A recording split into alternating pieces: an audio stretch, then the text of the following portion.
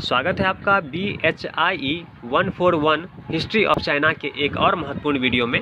आज के इस वीडियो में हम ताइपिंग विद्रोह की प्रकृति और प्रभाव को पढ़ेंगे और समझेंगे। तो चलिए शुरू करते हैं वीडियो को। उससे पहले अगर चैनल पे आप नए हैं, चैनल को अभी तक आपने सब्सक्राइब नहीं किया है तो चैनल को सब्सक्राइब कर लें और साथ में बने बेल आइकन को भी क्लिक करें ताकि मेरे आने वाले और भी महत्वपूर्ण वीडियो का नोटिफिकेशन आपको मिलता रहे। साथ ही हिस्ट्री ऑफ चाइना से संबंधित मैंने और भी महत्वपूर्ण टॉपिक पे वीडियो बनाया हुआ है, उसे अपलोड कर चुका हूं। अगर उस वीडियो को आप देखना चाहते हैं तो डिस्क्रिप्शन में जा कर के वहां आपको लिंक मिल जाएगा और वह वीडियो आप वहां से देख सकते हैं। तो चलिए शुरू करते हैं आज के इस टॉपिक को। अगर हम ताइपिंग विद्रोह को देखें तो ताइपिंग विद्रोह एक सामाजिक क्रांति थी। ताइपिंग विद्रोह के पास एक दृष्टि था, सामाजिक संदेश था। वह समाज में जो एक अव्यवस्था फैल चुकी थी और उसको सुधारने के लिए तत्कालीन शासकों के द्वारा कोई प्रयास नहीं किया जा रहा था। इसके विरुद्ध जो जनता में विरोध भावना उत्पन्न हुई थी, उसका ही हमको रूप ताइपिंग विद्रोह के रूप में देखने को मिलता है। साथ ही देखें तो ताइपिंग विद्रोह कोई ऐसा विद्रोह नहीं था जो किसी एक शासक घराने को हटा करके किसी दूसरे शासक घराने को बिठाने का कार्य कर रहा था या उसका उद्देश्य था। इस प्रकार का यह विद्रोह नहीं था।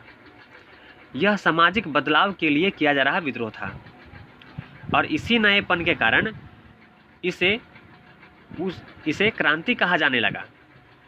चीन के साम्यवादी इतिहासकारों ने इसे आधुनिक चीन के इतिहास में क्रांति का महान ज्वार भाटा भी कहा है। हम देखें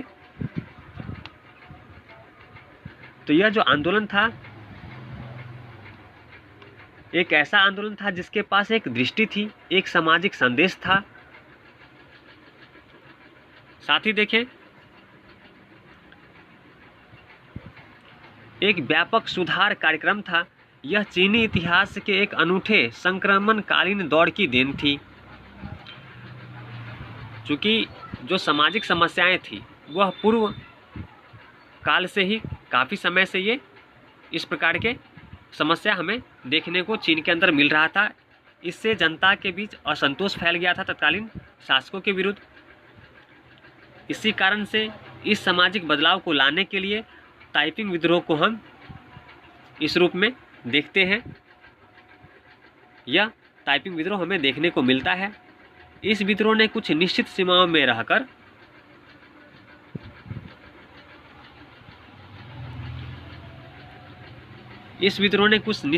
में रहते हुए उस युग की समस्याओं का हल ढूंढने का भी प्रयास किया।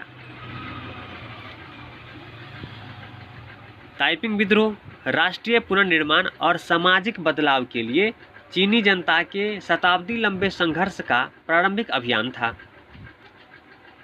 जब हम चाइना के बारे में से पहले पढ़ते हैं जिसमें हम अफीम युद्ध, नानकिंग की संधि, जिसमें काफ़ी अपमानजनक संधि था यह चीन के लिए, और इसके कारण जो विदेशी व्यापारिक का जो प्रभाव था चीन के ऊपर वह काफ़ी हावी हो गया था। जो प्रशासनिक इकाई थी वह दबाव में काम कर रही थी, विदेशी व्यापारियों के दबाव में काम करने लग गई थी। एक तरह से चीन का वे शोषण कर रहे थे और इसके विरुद्ध जो तत्कालीन शासक थी वह अक्षम हो चुकी थी, सामर्थ्य नहीं था उसके अंदर कि इसे रोका जाए।